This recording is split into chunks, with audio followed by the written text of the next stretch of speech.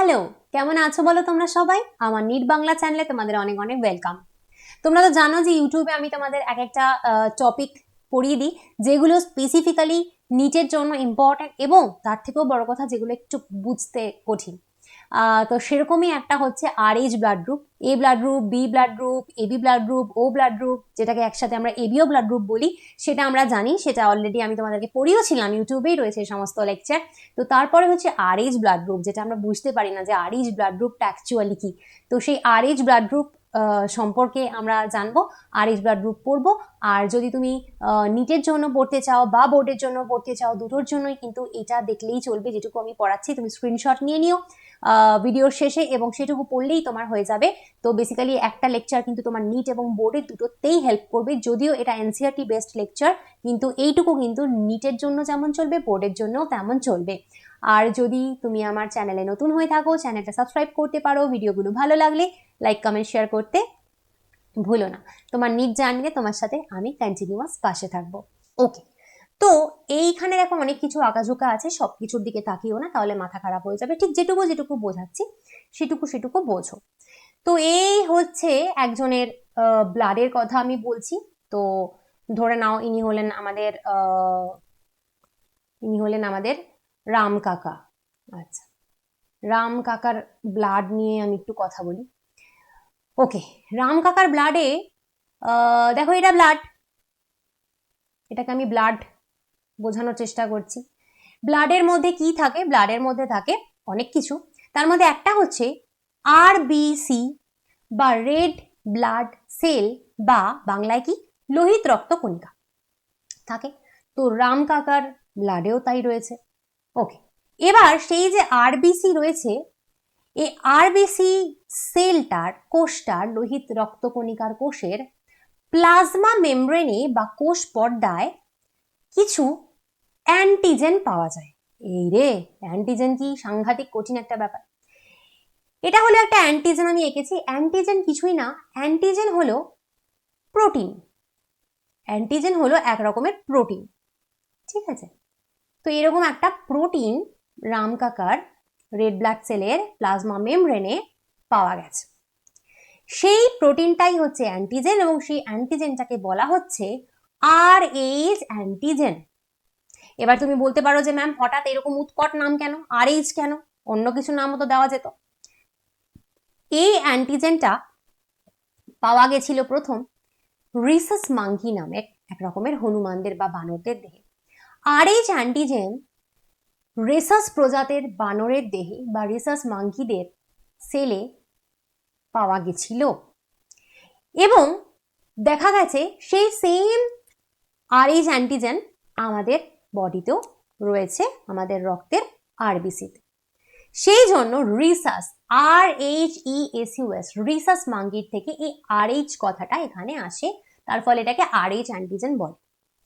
এবার জানো তো আমাদের মানুষদের মধ্যে বেশিরভাগ লোকেরই এই RH অ্যান্টিজেনটা থাকে রেড ব্লাড সেলের প্লাজমা মেমব্রেনে। কত লোকের থাকে? 80% ক্ষেত্রে থাকে। আমাদের 80% মানুষের ক্ষেত্রেই তুমি দেখবে যে RH অ্যান্টিজেনটা থাকে। এবার এই RH অ্যান্টিজেন যাদের রেড ব্লাড সেলে থাকবে তাদেরকে আমরা বলবো RH পজিটিভ বা প্লাস ব্লাড গ্রুপ।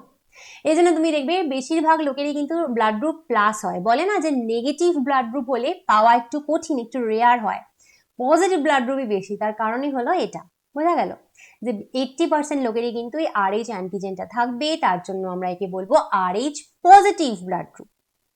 এইবার এখানে আর একজন কাকা, তিনি হলেন শ্যাম কাকা। শ্যাম কাকার বিষয়টা হলো এরম, শ্যাম কাকার রক্তের রেড ব্লাড সেলে কোনো RH অ্যান্টিজেন নেই, কোনো RH অ্যান্টিজেন নেই। তো এরকম লোক যাদের রেড ব্লাড সেলে RH অ্যান্টিজেন থাকে না, সেটা হলো 20%। তাই জন্যই এরা সংখ্যায় কম, যাদেরকে আমরা বলি RH নেগেটিভ ব্লাড গ্রুপ। নেই, RH নেই, তাই নেগেটিভ। এবং এটা খুব কম লোকের হয়, যেমন 20% লোকের তোমার এটা হয়। ঠিক আছে? ওকে ম্যাম, অ্যান্টিজেন তো বুঝলাম, এবার অ্যান্টিবডি কি? এবার নিশ্চয়ই তুমি এটুকু জানো, যদি না জানো আমি বলে দিচ্ছি। অ্যান্টিজেন যদি থাকে, অ্যান্টিজেনের একখানা শত্রু অনেক সময় ঘোরাফেরা করে। সেই শত্রু কি? তাকে বলা হয় অ্যান্টিবডি। অ্যান্টিবডি এরকম ওয়াই এর মতন দেখতে হয়, এবি। আচ্ছা, অ্যান্টিজেনকে আমি এজি লিখছি আর অ্যান্টিবডিকে আমি এবি লিখছি। তো এরকম অ্যান্টিবডি হচ্ছে অ্যান্টিজেনের শত্রু।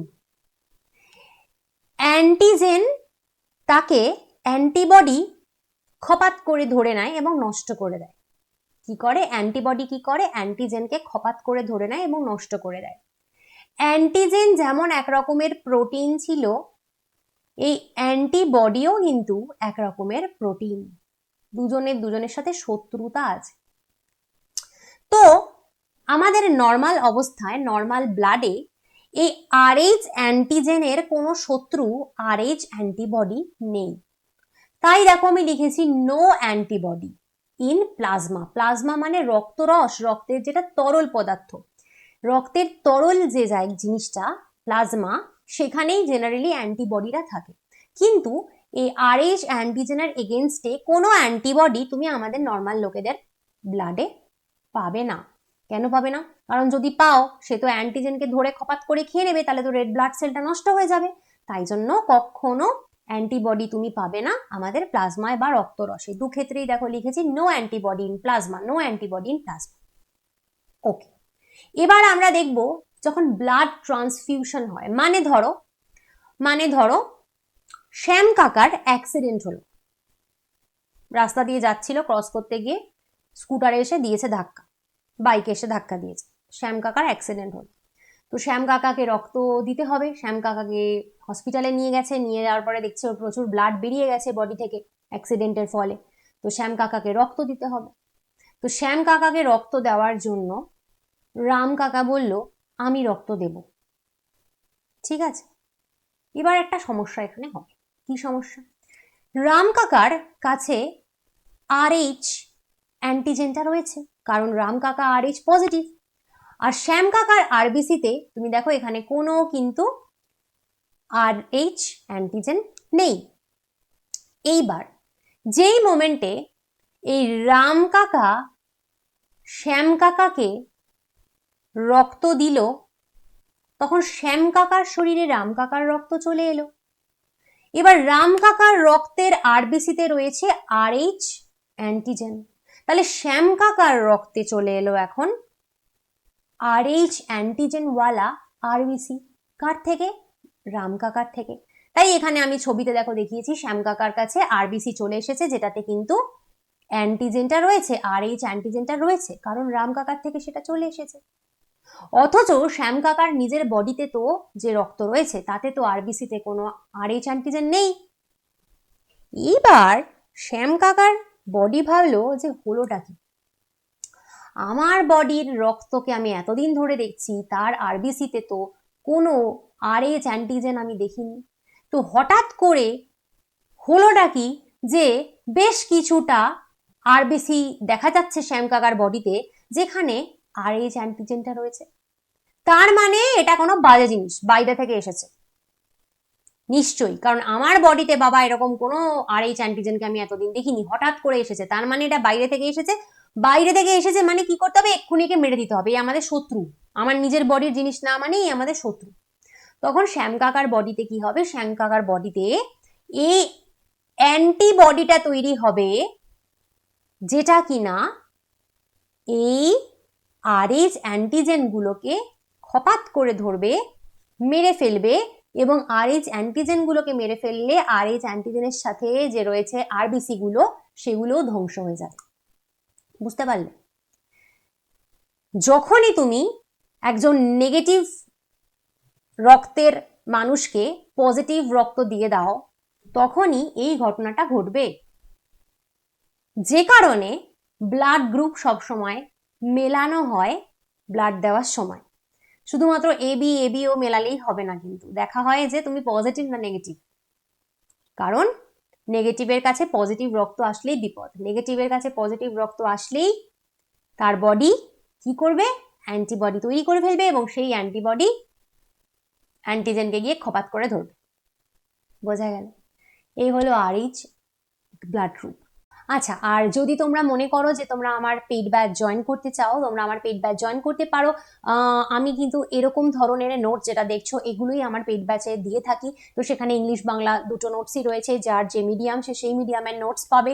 কমপ্লিটলি বাংলা কিন্তু নোটস থাকে, যেটা তোমরা সবসময় জিজ্ঞেস করো যে ma'am Bangla NCERT based notes থাকে কিনা, অবশ্যই থাকে। আমার ব্যাচের ডিটেলস তোমাকে এখানে একবার দিয়ে দিচ্ছি। তোমাকে আমি বলবো, যদি তুমি নিট 2025, 26 বা 27 দেবে এবং তুমি সবকিছু তুমি একসাথে পেতে চাইছো, সব থেকে বড় কথা এই ধরনের হেডেক তুমি নিতে চাও না যে কি বাদ গেল, কি এলো, কতটা পড়বো, কিভাবে পড়বো, কি থেকে প্রশ্ন আসতে পারে, এই নিয়ে যদি কোনো মাথা তুমি ঘামাতে না চাও, তুমি আমার biology online paid batch definitely join করতে পারো।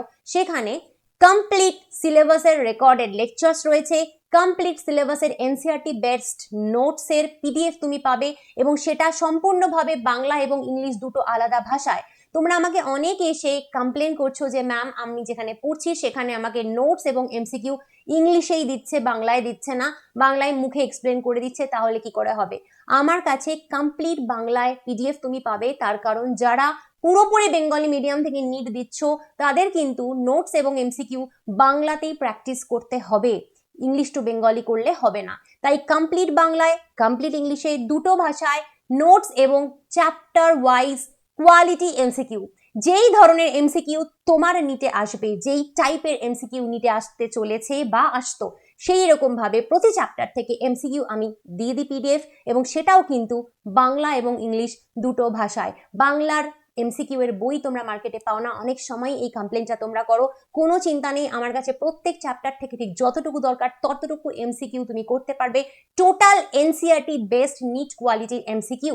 শুধুমাত্র প্রিভিয়াস ইয়ার্স কোয়েশ্চেন্স আর এনসিইআরটি এক্সাম্পলার আমি ইংলিশে করাই এবং সেটা বাংলায় ভিডিও করে দিই, বাদ বাকি সমস্ত কিছু তুমি বাংলায় পাবে, ইংলিশে পাবে। টেস্ট দিতে পারো, প্রত্যেক মাসে আমার কাছে 3টে করে টেস্ট হয় চ্যাপ্টার ওয়াইজ, সেটাও কমপ্লিটলি বাংলা এবং ইংলিশে আলাদা আলাদা করে হয়, এবং ফুল সিলেবাস টেস্ট তো আমার কাছে প্রতি বছর এপ্রিল মাসে হয় 5টা করে। এবং সব থেকে বড় কথা হচ্ছে এর ভ্যালিডিটি আনলিমিটেড থাকে, একবারই তোমাকে 1000 টাকা দিতে হবে, তুমি যেই সালেই নিট দাও না কেন তোমার ভাবতে হবে না।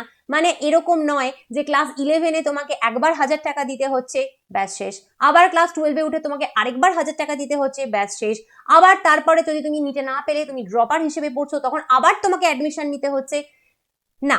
এই ধরনের ভাগে ভাগে কোনো রকমের কোনো ফিস তোমায় দিতে হবে না, একবারই তোমাকে 1000 টাকা দিতে হবে। ক্লাস 10-এ পড়ো, 11-এ পড়ো, 12-এ পড়ো, ড্রপার হও, কোনো ব্যাপার না, যতদিন না তুমি নিট প্রস্তুতি ছাড়ছো ততদিন অবধি আমার কোর্স তোমার জন্য রয়েছে। এবং শুধুমাত্র কিন্তু এরম নয় যে এইগুলোই তোমার কাছে থাকবে, তুমি যতদিন চাও আমার কাছে থেকে পরীক্ষা দিতে পারো, যতদিন তোমার ইচ্ছা, যতদিন না তোমার নিট ক্র্যাক হচ্ছে, সেটা যত সালেই হোক, 2029-এ গিয়েই হোক না কেন, তুমি কিন্তু আমার কাছে পরীক্ষা দিতে পারবে। It's unlimited, the validity is unlimited. একবার মাত্র তোমাকে 1000 টাকা দিয়ে সব কিছু আমি তোমাকে দেব। লাস্ট কোয়েশ্চেন, যে ম্যাম ডিলিটেড টপিক থেকে বা আউট অফ এনসিইআরটি থেকে বায়োলজিতে প্রশ্ন আসার চান্স কতটা? সেক্ষেত্রে তোমাকে আমি বলবো যে দেখো, আমরা যদি আগের বছরগুলো একটু পুরনো দেখি তাহলে আমরা দেখতে পাবো যে আউট অফ এনসিইআরটি প্রশ্ন কিন্তু নিটে আসে না। তো সেই ভরসাতেই আমরা এগোবো, আউট অফ এনসিইআরটি প্রশ্ন বায়োলজিতে নিটে আসে না। এবারে যদি তোমার ভাগ্য খুব খারাপ হয়, যদি বায়োলজির একটা প্রশ্ন আউট অফ এনসিইআরটি দিয়েও দেয়, ফিজিক্সের একটা প্রশ্ন আউট অফ এনসিইআরটি দিয়েও দেয়, তার জন্য তুমি কি করবে? তুমি কি জানো যে কোন প্রশ্ন দেবে? জানো না তো। তো তার জন্য তুমি কত পড়বে? তোমার অলরেডি নিটের যা সিলেবাস রয়েছে সেটা কমপ্লিট করে তুমি কোন পৃথিবী সমুদ্র জুড়ে সিলেবাস পড়বে যেটা থেকে তোমার প্রশ্নটা আসবে? সুতরাং এইগুলো হচ্ছে বোকামি। সব থেকে বুদ্ধিমানের কাজ হচ্ছে যা রয়েছে এক্স্যাক্ট সেটাকে দারুণভাবে পড়া, ভালোভাবে পড়া, বারবার পড়ে আত্মস্থ করা, যাতে যা আছে সেটা থেকে যেন তুমি 100% কোয়েশ্চেন্স আনসার করতে পারো।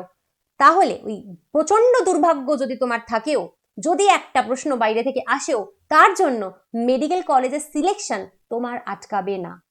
মেডিকেল কলেজের সিলেকশন হতে গেলে যা রয়েছে সেটা পড়লেই মোর দ্যান এনাফ। যদি তোমার টার্গেট 720-তে 720 হয়, সেক্ষেত্রে তোমাকে আউট অফ এনসিইআরটি পড়তে হতে পারে। কিন্তু আমার মনে হয় যে সেই বোকামিটা না করে আমার উদ্দেশ্য এটা থাকা উচিত একটা ভালো সরকারি মেডিকেল কলেজে চান্স পাওয়া, এবং তার জন্য আমি কি করব, যা রয়েছে সেটাকে বারংবার বারংবার রিভাইজ করব, এমনভাবে রিভাইজ করব যাতে যা আসবে আমি যেন 100% পারি। তারপরে একটা দুটো প্রশ্ন যদি আউট অফ এনসিইআরটি আসে, সেটা না পারলেও আমার নিটের সিলেকশন কেউ আটকাতে পারবে না। আশা করি তোমার এখান থেকে উপকার হলো। আর নেক্সট আবার একটা খুব ইম্পর্টেন্ট ভিডিও নিয়ে আসছি, ততক্ষণের জন্য বাই বাই।